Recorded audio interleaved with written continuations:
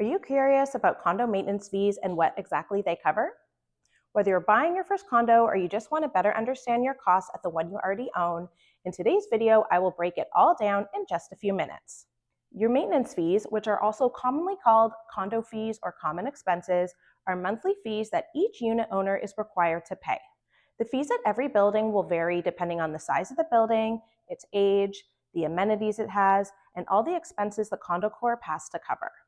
And commonly, a specific unit's amount of fees will be calculated by evaluating the unit's proportionate share of the building, which is usually determined by the square footage of your condo and other owned elements such as a parking spot and storage locker.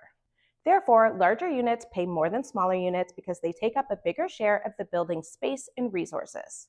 As an example, if your condo is 1,000 square feet in a building with 100,000 square feet of total unit space, you'd likely pay 1% of the total monthly operating costs. As previously mentioned, every building is different and the operating costs and what exactly is included in your fees will differ, but here's a list that covers the majority of items. Number 1, building insurance. This is insurance for common areas like the lobby, hallways, and amenities. Of course, you will need your own homeowner's insurance policy for your specific unit. Number 2, utilities. Depending on the building, all of your utilities, so heat, electricity, and water, some of your utilities, or none of them may be included in your fees. Number 3, maintenance and repairs. Regular upkeep for shared spaces, including landscaping, snow removal, and cleaning. Number 4, amenities. Any costs associated with running and maintaining pools, gyms, party rooms, and other facilities. Number 5, reserve fund contributions. Every building has what you can think of as an emergency fund, which is saved to pay for major renovations and replacements like roof repairs or elevator upgrades, and a portion of your monthly fees goes into that fund. Number 6, management fees. Part of your payments go towards the property management team that oversees operations. Number 7, security services. Your building might have guards, cameras, or other systems to keep residents safe. Number 8, shared equipment. So this will include the elevators, HVAC systems, and garbage chutes. And number 9, other miscellaneous costs.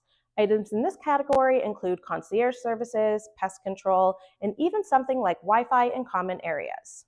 So now that you have a good grasp on everything that they cover, let's talk about increases, because whether we like it or not, maintenance fees can and do go up over time. Here are some reasons why. Number 1, inflation. Costs for services that you're paying for, such as utilities or cleaning services, do increase over time. Number 2, an aging building. As buildings age, they do require more maintenance and repairs. That's why you typically see higher fees in older buildings.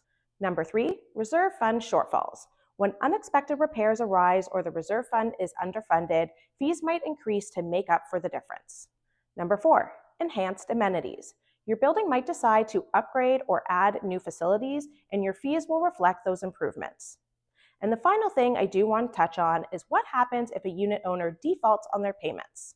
To start things off, the corporation will likely send a reminder or two before following up with a formal notice. If payments still aren't made, a lien can be placed on the property, which must be cleared before the unit can be sold. And this lien will actually have super priority, meaning it takes precedence over other claims on the property, including a mortgage. The lien won't only be for the missed payments, but it generally also includes interest on those missed payments, along with the legal and collection costs incurred by the condo corporation. In extreme cases, legal action might be taken, and the corporation could force a sale of the unit to recover owed fees. But don't worry, I know you're going to pay your fees, and you'll avoid any stress or legal action. At the end of the day, despite some moaning and groaning about the cost of condo fees, I hope that this video helped explain why they are an essential part of owning a condo, as they keep the building running smoothly and protect your investment.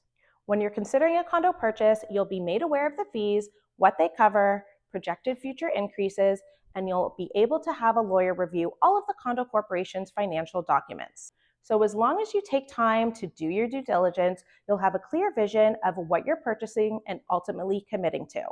If you have any questions about condo fees or anything real estate related, reach out. I'd love to help you make informed decisions.